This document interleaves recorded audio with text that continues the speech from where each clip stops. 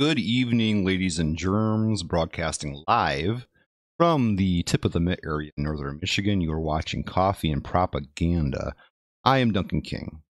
In this episode, we're going to look at some, we're not going to say feminist propaganda. I don't tend to use that word feminist because that individuals who don't subscribe to feminism can't define the same way that self-described feminists define it.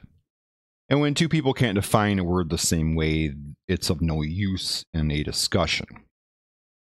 So I tend to avoid it. So we're going to be talking about, instead, gynocentric propaganda. Or, in some senses, man-hating propaganda. Gynocentrism is a female-centered view of society and the world that is void of any understanding of the way men think, or a willingness to understand how men think in the way you put together information and comprehension of issues. First thing we're going to look at here is a post. It says women on the corner of it. I don't know where it comes from. A friend of mine posted this on his wall. It says, "Should killing female gamers in online games be considered rape?" These people consider everything rape. They broaden the definition to basically include any situation. First of all, even the mass public defines rape now as any situation where a woman's had an ounce of alcohol in her body. She can call it rape, or if she regrets it after the fact, she can call it rape. So now we're going to include, and then in addition to that, there's all these other things, like, is it rape when you spit on the sidewalk in front of a woman? If you talk to a woman the wrong way, is it rape? Rape culture. It's not rape, but it's part of a culture that encourages rape. Let's look at the post here. Rape is an act that involves overpowering a woman. Well, it involves overpowering a woman. That doesn't make every act where you overpower a woman in some respect, like if you're playing chess with a woman, or you're arm wrestling a woman, or you beat her in golf, or whatever, rape. That's what's called, what's that fallacy? That's, what's the damn fallacy? Every time I think of fallacies, I can't remember them. This one is a fallacy of composition. Fallacy. This is why what makes this a fallacy of composition is it's saying that because overpowering a woman is a component of an activity of gaming, and overpowering a woman is a component in male-female rape. Therefore, the two are one and the same. Just as a pillow has feathers and a bird has feathers, this means a pillow is a bird. It's a fallacy. You can't define something else or say two things are the same because they share some component, which is irrelevant to the component that makes the thing you're equating it to what it is. What makes rape rape is that it's a violent activity where a person is being subjected to sexual activity against their will, which is, of course, physically damaging and emotionally damaging. But playing a video game where you get killed in the video game is not that. It's a simulated reality. And in these gaming competitions where people play Call of Duty or some other video game, they're not raping each other. They're playing a game and you lose the game. Yes, you were overpowered, but that doesn't make it rape. In online games such as Call of Duty, to kill someone, you have to overpower them. The victim is usually blamed for the death instead of the culprit, much like rape. That's another fallacy of composition. It can have a lot of the same lasting effects of rape as well, such as fearing of playing. Many rape survivors are afraid to go back to the place where they were raped. Why would you be afraid of? How could you be such a snowflake and such a fucking pussy that when you lose at a game, you will be afraid of playing it again? That's totally on you. You're just a fucking flake. You're a fruitcake. This comes down to the mentality that gynocentrists have, where you see over the course of our lives and cultures and societies, men have always said that, hey, we're really simple. Our minds are really simple. But the reality is that the way we think is just simple to us. It's not simple to women. And we see this over and over again when women try to explain male behavior or try to diagnose it in some way. It's so ridiculously off the mark. When you don't understand someone or understand the way they think, you are liable to explain their behavior by behaviorism or by culture, more so than sociobiology or home life or things like that. So what these women are doing here is they're saying because these men, at least she's implying it here, the most modest form of what she's saying here would be that the action of playing the video game would encourage men to, in the future, engage in rapes, is based on the mentality that because she doesn't understand how men think, she equates an activity like rape, which she doesn't understand. She doesn't understand the way a rapist's mind works. Because she doesn't understand male sexuality. It's an enigma to her. It's a mystery to her. So she tries to explain it in concepts that she can't understand, where it's like cultural influence. This is the equivalent of me saying that women wear makeup because they read magazines where women wear makeup. Or, black people say they like rap music because they watch music videos where black people are hanging out and drinking champagne with bitches and things like that. So they're influenced by the videos, and they don't really like it. So what we do is when we don't understand someone, we try to explain it by culture and things like this. And this is what this woman is doing here, the author of this. You don't understand how male sexuality works, and therefore she doesn't understand how rapists think. So she just thinks that they're influenced by playing this video game, or maybe by G.I. Joe shooting the Barbie when the kids are playing in the bedroom, or something like that. So she equates it to something she can't understand, which would be cultural influence. It's just when people give up understanding each other, they come up with really stupid things, and it's on display here. Let's look at another one. This is, let's see here.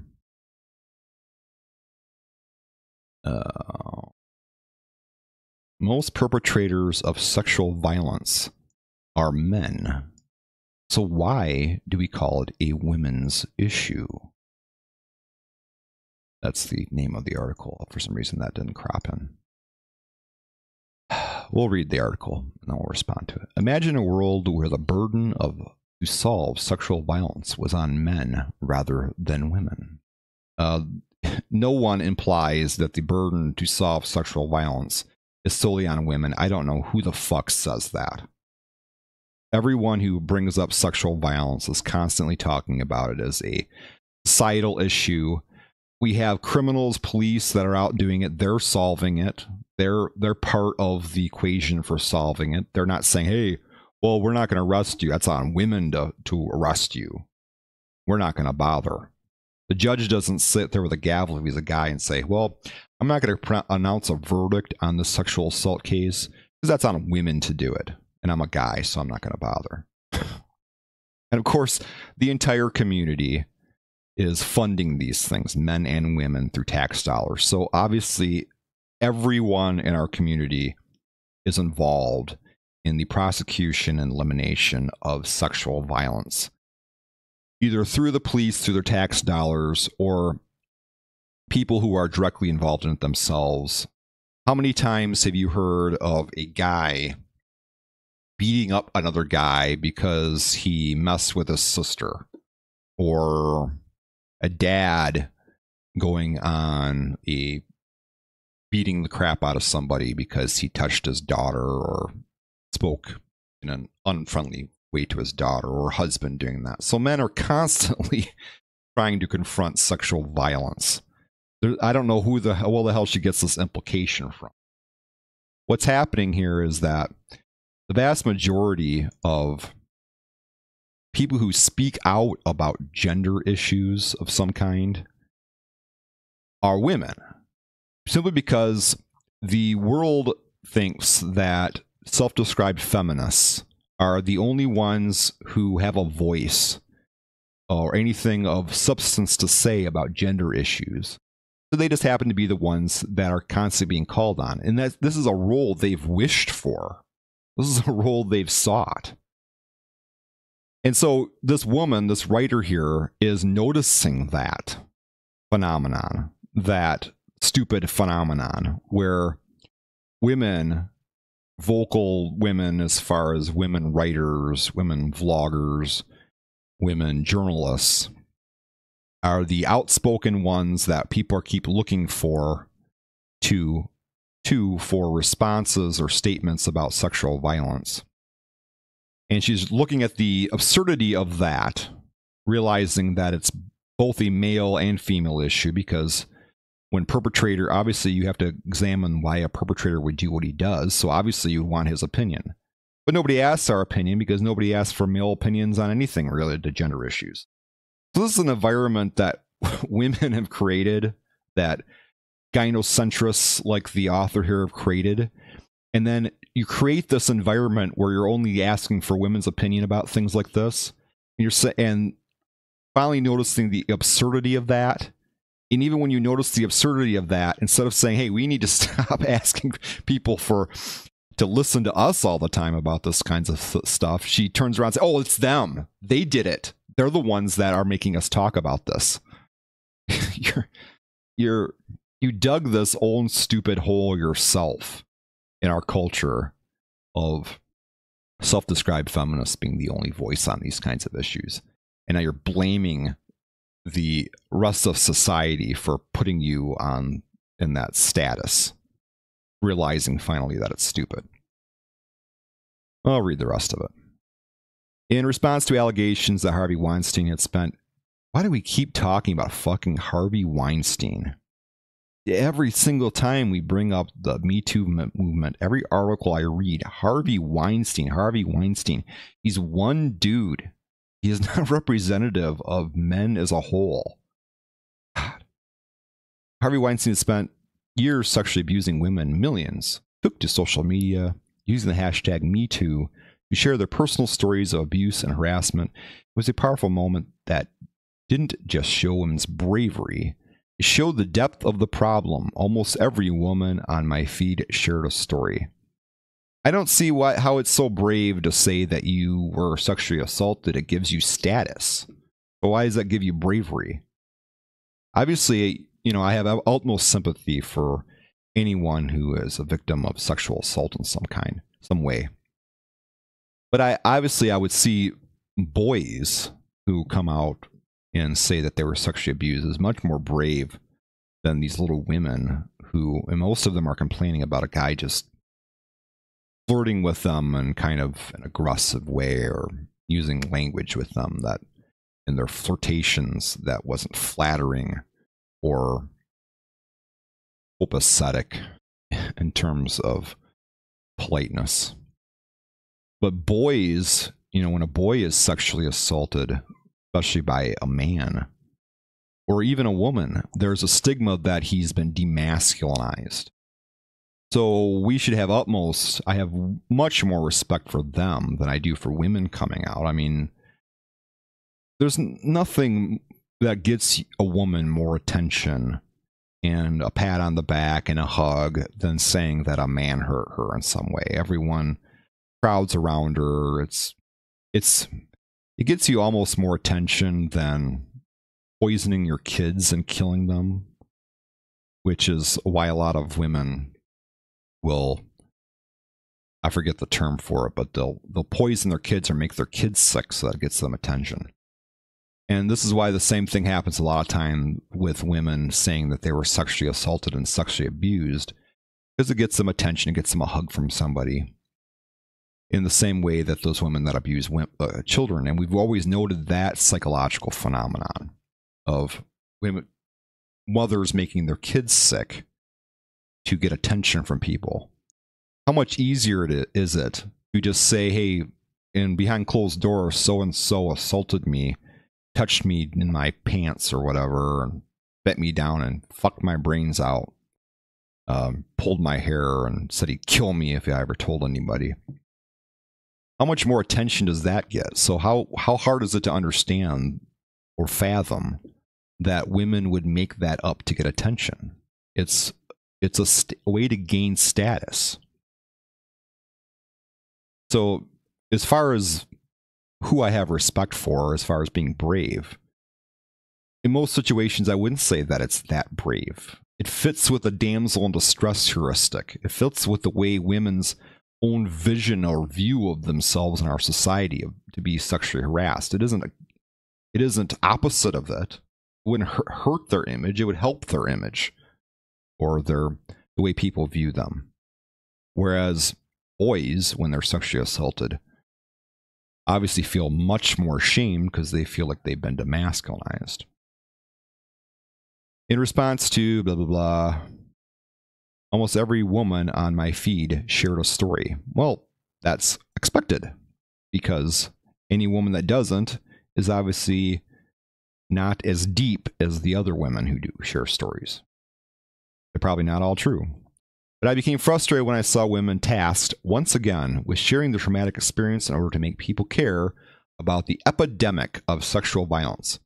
In an effort to hold men accountable for their role, I started the him though hashtag to reframe the conversation.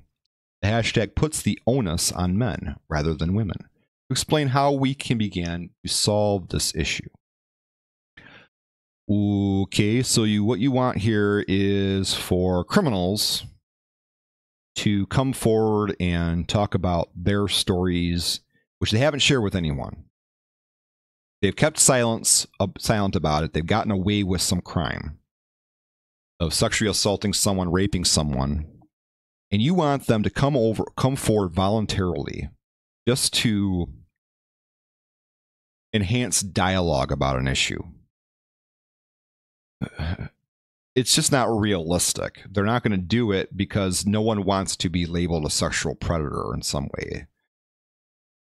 You're going to do it if you get caught, if you're in prison. So, and I don't know how many guys in prison are going to be reading this hashtag. They're not on social media. I don't think they allow a lot of social media activity in prison. To further highlight the need for a paradigm shift, this week's episode of Divided States of Women is dedicated to sexual assault. Who gives a fuck? It is an all-female production team behind the camera and only men on camera. Wow. Too often we depend on women to give solutions on how to curb sexual assault and harassment. Women's voices are critical in this conversation, but I wanted the answers to come from men for a change. Men are responsible for the vast majority of sexual violence in America, according to the 2010 National Intimate Partner and Sexual Violence Survey. 90% of perpetrators of sexual violence against women are men. Moreover, when men are victims of sexual assault, an estimated 1 in 71 men and only 1 in 6 boys, 93% reported their abuser was a man. It's true that women also assault men, but even when victims of all genders are combined, men perpetrate 78% of reported assaults. A lot of cherry-picked data here. What I find a little odd is 1 in 6 boys being presented as a small amount, when that is actually the amount of women who have been raped. 1 in 6, or a lot of reports say it's more like 1 in 7, or 1 in 8, some do.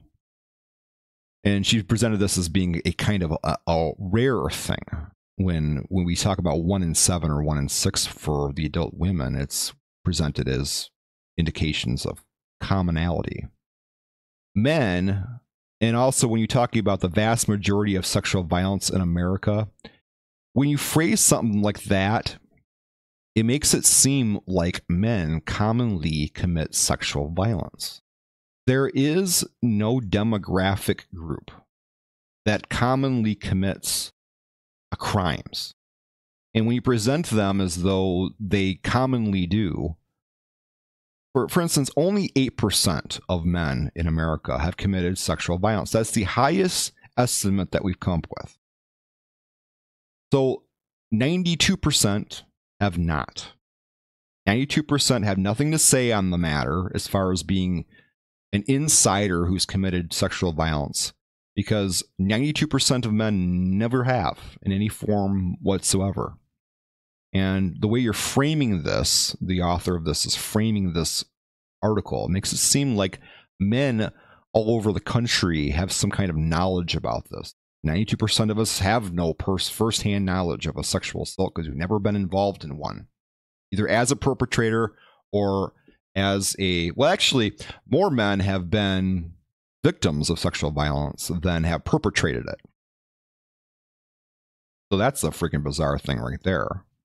You're talking about us as the perpetrator gender, when actually we have been perpetrated against more than we actually engage in sexual violence. And people ask me, statistically, how is that possible? Well, it's statistically possible because the vast majority of perpetrators are repeat offenders. In that 8%, those guys are perpetrating against several women. It's very rare that a sexual perpetrator, once he gets away with a certain perpetration, would just keep using the same victim over and over again. It wouldn't be as stimulating. So he'll always go to try to find new, fresh fish all the time.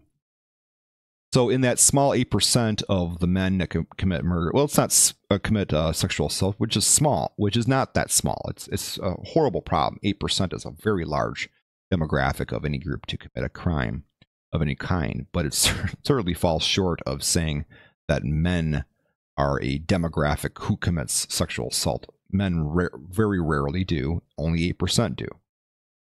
But in the 8% that commit sexual assault, the vast majority of them are repeat offenders. They're victimizing different women over and over, and that's how you get the 1 in 7 from that 8%. 1 in 7 of women have been sexually assaulted, and 8% of men have done the assaulting on that 1 in 7. I can't remember what 1 in 7 means statistically. I think it's percentage-wise. It's definitely over 10%, so I'm thinking it's like 14. I don't have a calculator in front of me. Do I have? Never mind. I'm not a mathematician. I'm thinking that 1 in 7, I think equates maybe to 14%. We got 8% of the males sexually abusing 14% of the women. And they do this, and the reason that there's a difference in that stat is because most of those perpetrators are repeat offenders. According to John Katz, an author and educator on issues of masculinity, it's because men aren't taught to see themselves as part of a group with a culture. Men's violence is normalized, he explained. I think there's a lot of men who are hostile to the very notion that somehow we are implicated as a sex class in what some men are doing. Katz also cited a lack of accountability and responsibility to change that culture, and the idea that caring about women is associated with weakness rather than strength. A lot of men will say, I'm a good guy. This isn't my problem. I don't rape women. I don't abuse my girlfriend, he told me. I think we need to raise the bar a little higher for what it means to be a good guy in the United States in 2017. And just saying I don't rape women or I'm not a rapist is not particularly impressive. Well, what do you want us to fucking do? Go to people's houses and live in their closet and watch what they fucking do all the time? We're not the police. I have nothing to say, or not much to say, about the psychology of a sexual predator because I've never done it. It's a condition that I have no degree of personal understanding of. I've never been sexually abused and I've never abused anyone else. What the fuck do you want me to say about it? I don't know firsthand anything about it. I know about some psychological studies on the matter, and I know how men think sexually, so obviously I'd be more helpful in this dialogue than a woman would be, because she doesn't have any fucking clue why men do anything. But other than that, I pay for the police to prosecute crimes through my taxes. I vote. Obviously, I would never vote for anyone who said, hey, we need to let rape be legal. So I'm basically, my representatives, the people I vote for, are people that prosecute crimes, that believe in crime prosecution. So they pass legislation that prosecutes crimes. And I allow the police to do their job. So I don't see what else I can do.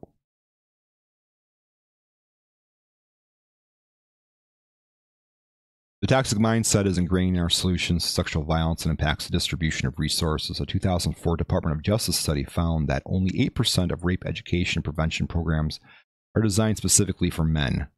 Rape education and prevention programs are designed specifically for men. One approach, well, that's, obviously a notable thing to speak about. One approach that gained some traction, former Vice President Joe Biden's 2014 national campaign to engage men on bystander intervention. Popularized by educators like Katz, bystander intervention teaches people how to get involved if they see a potentially violent situation. Well, everyone, that's a good thing for everyone. I don't see how that, you're going to be a bystander of a sexual assault, whether you're a man or a woman. I don't know what they're implying there. That only men have friends or are involved with other males who commit sexual assault in their presence. That could happen to anybody. It could happen to women or men. We don't live there is no man house where all the men live in this culture, and then a woman house where all the women live. We both live with men. Well, more adults, women actually live with other men than men do, but anybody could be exposed to violence, partner violence. Early research is promising. 38% of men enrolled in a bystander intervention course in a University of New Hampshire study reported having intervened in a situation that could have led to violence. For men not enrolled, only 12% report intervening. New research from the University of Kentucky is the largest and longest study of its kind. It found that schools that implemented a bystander intervention program showed a decrease in assaults by 12%. Despite overwhelming evidence and common sense, targeting men in sexual assault prevention programs is not as common as it should be. Perhaps challenging them to be leaders in these conversations is a good way to start. Overall, I think this article, obviously I don't read things in advance. I kind of skimmed through them. A lot of the things it ended up talking about toward the end were generally positive. It seems like there's a program here to promote bystander intervention, which I think men and women both would benefit from taking. And it said there was a study there that showed a decrease in sexual assaults from that program. That's obviously a good thing. I'm glad that the author wrote that, but I think she should have led with it instead of talking about, hey, you created this culture or this situation. Gynocentrists did. When you're constantly asking and pleading and putting your opinion out there, you're doing it to yourself. The stupidity of everybody asking for your opinion is something that you're promoting yourself. So don't blame everybody else for it. Let's look at another one. And the other thing I found troubling about this article is when you start talking about culture here. Again, it's another situation where people don't understand how men think, so they just all think that, well, the reason we do it is because we're kind of hanging out and talking about how rape is awesome, and that's why people engage in rapes. Engage in rapes because they have a sexual propensity. A lot of it's genetic. A lot of it comes from just the way they were brought up. It's not from our culture. It's not from other guys talking about rape or how they converse. Men don't get together and talk about how fun it is to rape people. I've never encountered that in my entire life.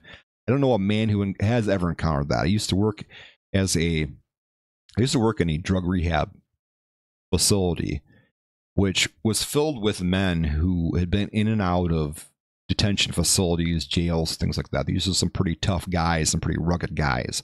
They didn't sit around disparaging women and talking about touching them and, I'm going to fuck this bitch and I'm going to slam her head against the, I did all this shit to women. And they're like, yeah, good job, dude. That's cool. No one fucking does that. Even in the most rough circumstances, they don't do it. They don't probably sit around in street gangs. The Bloods and the Crips probably don't sit around patting each other in the back for raping people. Everybody hates rape, men included, except for those 8% who engage in sexual assaults on a common basis. And even those, most of those people aren't rapists. Go to another one.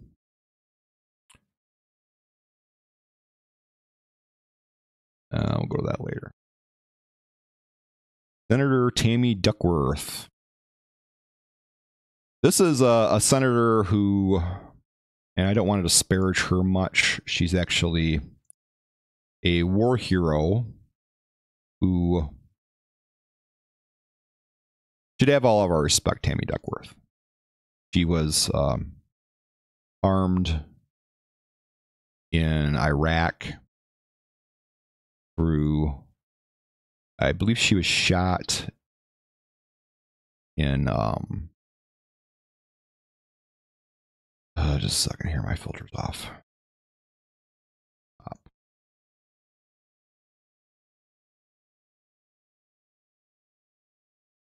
Senator Tammy Duckworth, if you don't know who she is, she was wounded in Iraq.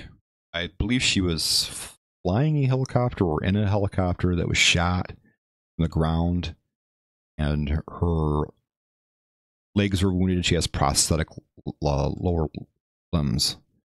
And then she became senator. So we don't want to disparage her too much here. She is a hero.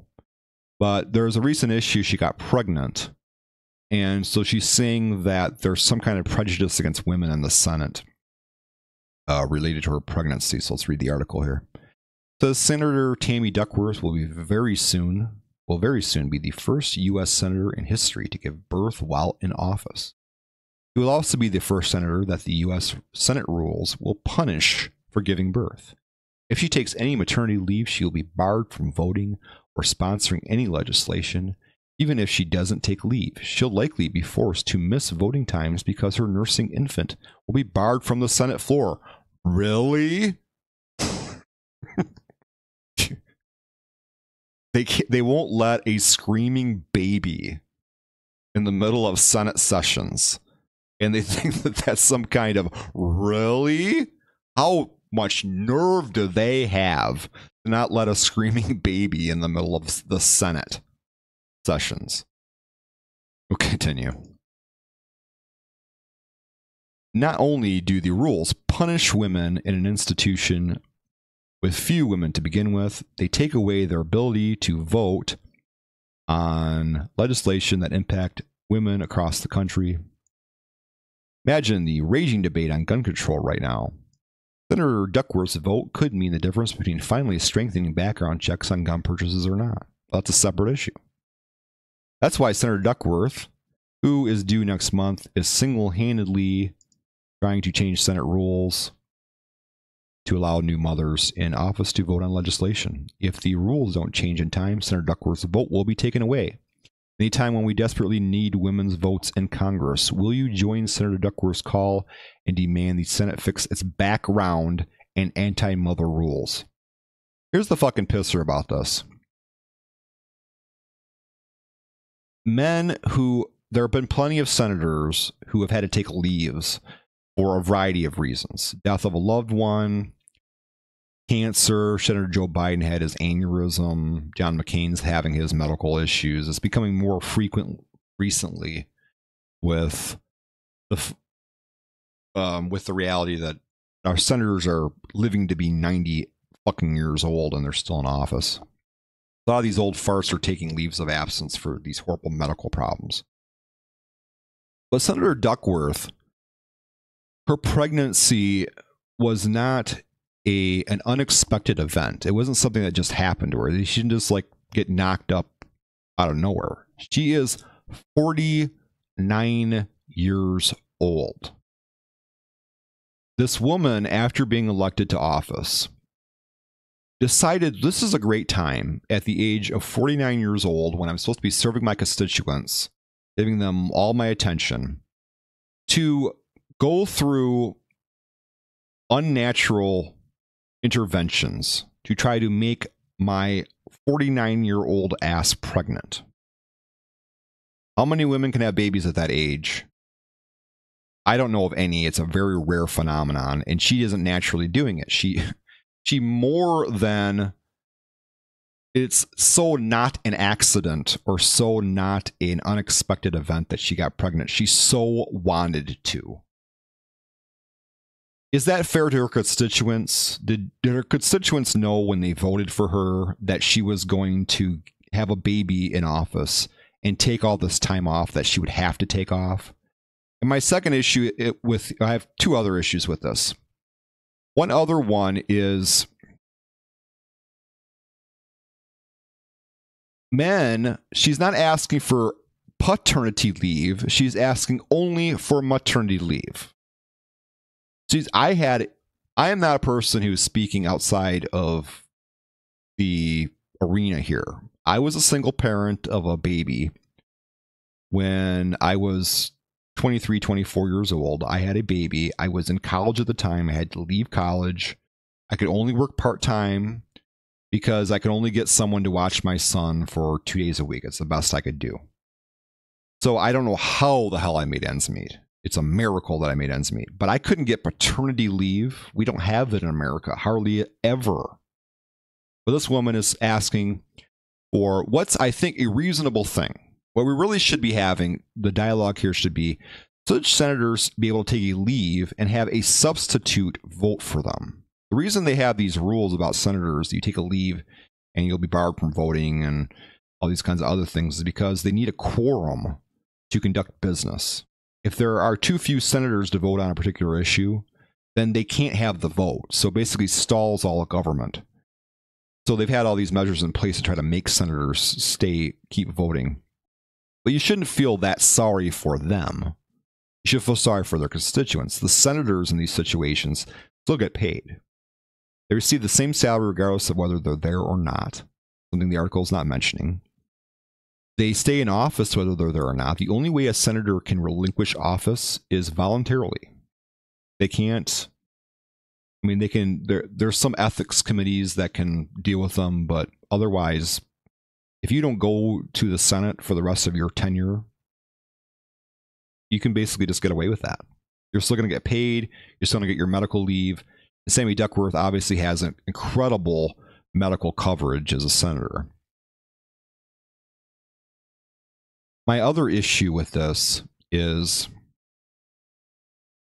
the fact that we don't want a screaming baby in office in the middle of the Senate. They're not targeting women in this rule. So it's just the further spreading of misandry, making it look like everybody hates women because they don't want her screaming baby in the middle of Congress. Imagine them having the Senate hearing on something Trump did or one of those Russian investigations, and suddenly you got a baby fucking screaming, her little baby screaming. Obviously, the right solution here is when you elect a senator, she should be able to, she should be able to name a replacement that votes in their stead if they have to take some kind of leave. But that leave shouldn't be special just to women. There shouldn't be a special case made for maternity. None of the other senators better take leaves because of cancer or throat disease or heart disease or whatever kind of issue they had, or Joe Biden's brain aneurysm, or bitching this much, or blaming everybody else for hating them or being against, they're against people with heart disease because they won't make a special rule for me. Nobody's against her or against mothers. It's just the fucking way the Senate works. And, she's blaming everybody else. Here is, what am I looking at? I don't even know what I'm looking at here. Okay. This is a repeating one. is women have mental health issues. This is a post I found in a Facebook group called Feminists on Facebook. Very creative title, but anyway. And she wrote, women have mental health issues, but they just don't seem to pick up guns and shoot dozens of people. Men don't seem to either, bigot. Imagine if you replace these words with black people and white people. Men have mental health issues. I'm sorry, white people have mental health issues, but they just don't seem to pick up guns and shoot dozens of people like black people. Imagine if they said that. There is no demographic that commonly commits crimes. Violent shootings or homicides. The total of men who do these things is 1/10 of 1% of men commit murders. Men are obviously more likely statistically commit murders, but there is no murdering gender. 99.9% of men don't commit murders. You can't speak of us as a murdering group and you as a non-murdering group. Neither one of us are murdering groups. Murder is a very rare phenomenon. That's what makes that comment totally bigoted. Obviously, black people are a little more likely to commit murders than white people. We wouldn't try to equate black people as the murdering population. Very few black people commit murders. Vast majority of them are law-abiding citizens who never hurt a fly, just like the majority of men. 99.9% of men don't commit murders. The strong women of Mongolia are ready to take on the patriarchy. Let's look at how bad the patriarchy is in Mongolia. Oh my goodness. I'm sure this is terrible.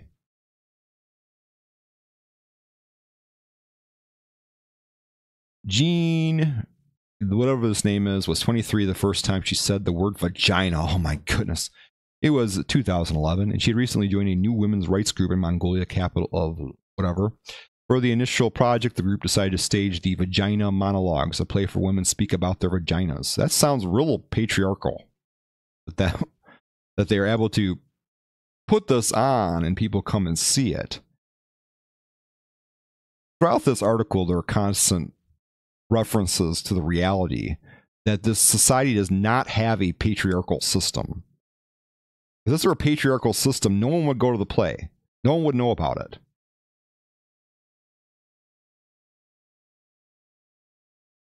It's obvious from the way they're talking about it that they don't have a patriarchal society.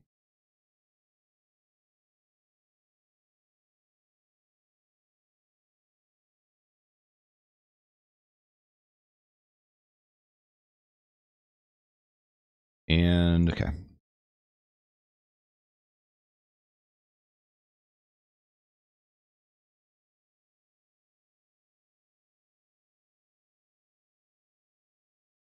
Topic isn't something Asian and Mongolian women usually talk about.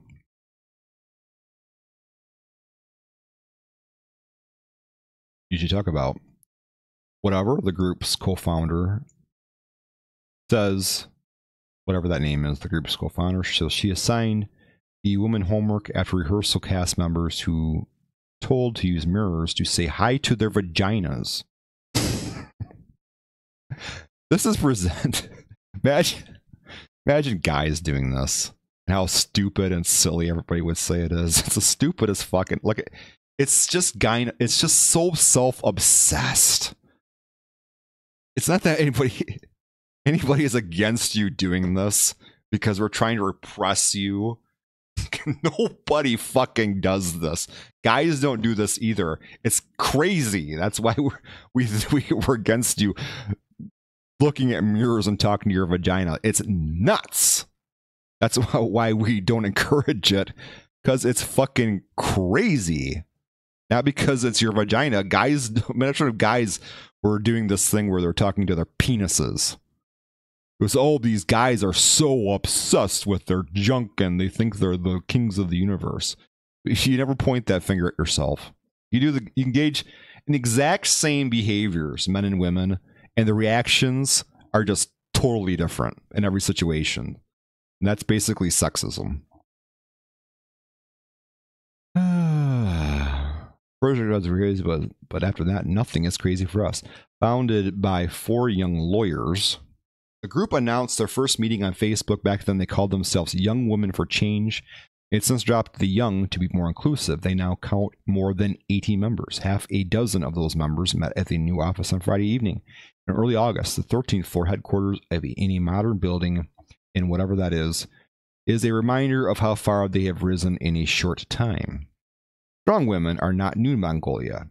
Usually, for a developing country, Mongolian women are actually better educated than men, accounting for 62% of college, university, and institute graduates in 2015, according to the National Statistics Office. They have lower rates of unemployment than their male counterparts and on average live 75 years, a decade longer than men. And what are we saying is going on here?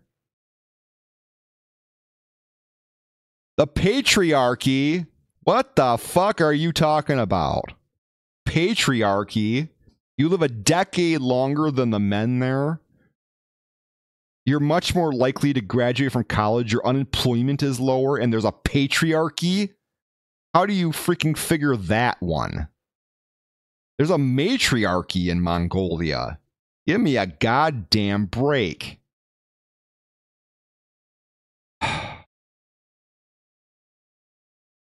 People.